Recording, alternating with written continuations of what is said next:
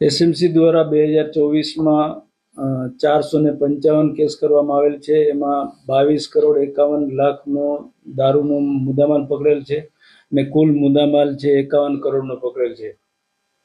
આ ઉપરાંત અમે જુગારના કેસો 79 કરેલા છે અને 80 લાખનો મુદ્દામાલ પકડી પાડવામાં આવેલ છે.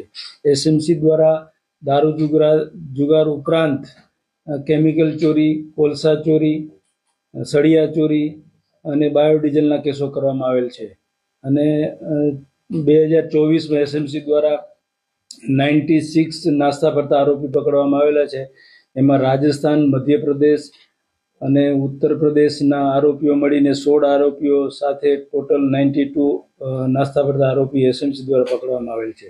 સર, બુટલેગરોની પેટર્ન પણ બદલાઈ જાય, નાની નાની ગાડી હોય કે અંતરિયાળ વિસ્તારોમાંથી હોય, કઈ પ્રમાણે એસએમસી વોચ રાખી હતી ને કઈ રીતે પકડાયા?